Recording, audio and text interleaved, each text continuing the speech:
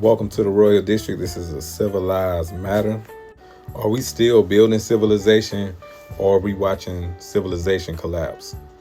Every civilization that was a great civilization asked this one question: what are we willing to protect? Rome, Egypt, any place in the world that you know has a great civilization, they didn't just lose because outside enemies were invading. They didn't lose their civilization due to enemies or just to enemies. Sometimes civilizations lose their civilization is because they don't practice what actually helped build them. All right, so a great question is, what if civilization isn't a place, but a daily habit?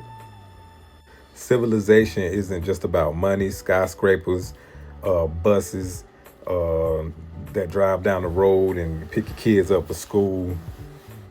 Civilization is people who resolve conflicts in a peaceful manner. Civilization is the school system to help the children receive proper knowledge in order to progress in life and further maintain the civilization and bring it forth. It's respecting others.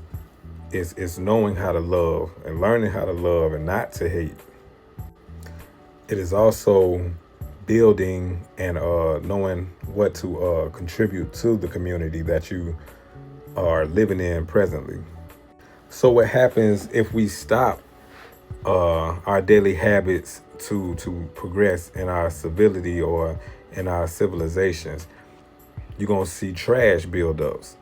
You're gonna see one person throw some paper on the ground. Somebody gonna throw a bottle on the ground. Everybody think it's cool, and nobody's gonna pick it up. And eventually, nobody notices it. That's like a broken window in the neighborhood. You see one broken window, now you got a whole bando. And for y'all don't know what bandos are. It's just deserted buildings that you see. They got boards on the windows, and just the old shotgun houses that people in 40s lived in, and all of that. And eventually, people pick up those habits and turn it into what we know as ghettos or deserted lands or just whatever we consider unattractive to the eye. When it comes to education in schools, when people stop reading or respect reading and comprehension, people lose critical thinking. And once you lose critical thinking, your community loses its options and its problem solving skills. And for example, in slavery, you couldn't read for how many hundreds of years? And you see what type of effect that had on our people?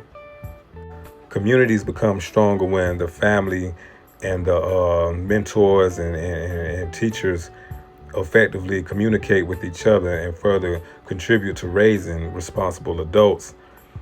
Because without healthy minds and healthy communication, the next generation just copycats what they see. When it comes to businesses, we have to have trust. In our community, we have to have trust, because if we don't have trust, nobody's going to do contracts.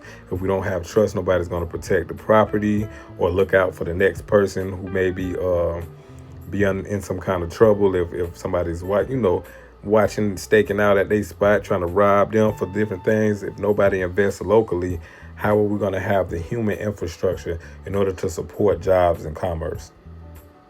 When it comes to trust, many people across nations and different countries, at a high rate, I would say 40 to 50% of the people don't trust in anything dealing with their national government, and about 40% that have little to no trust in their own governments, and that's a problem, because trust matters.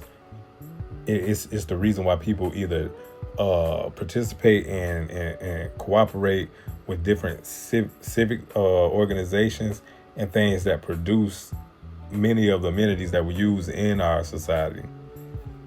And if we're looking for a healthy community, we have to start with volunteering, because volunteering is like 1 in 6 people volunteer.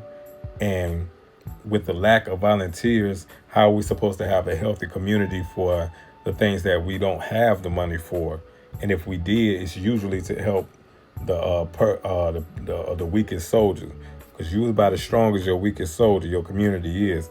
So It's like we need more volunteers and people who have the heart to actually be a part of the synergetic energy to invest. All right, y'all. Civilization does not collapse overnight. They erode over time. Let me tell you, they erode one decision at a time. Check your daily habits, man.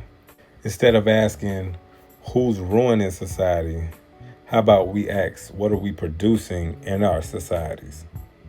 This week, if you can, try picking up some litter or reading 20 minutes or volunteering for a certain area in your community that you know that needs help. You know, children out here who don't have fathers or brothers and uncles or whatever, and daughters as well, or even mothers. You know, how if you see a problem in wherever you are, give your energy in order to help it to soothe what goes on in your community.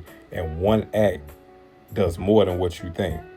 Civilization isn't built by speeches, they're built by repeated choices. So you make the right decision today. The world doesn't change because one person became powerful. The world changes because millions of people became responsible. This is a civilized matter. Peace and love.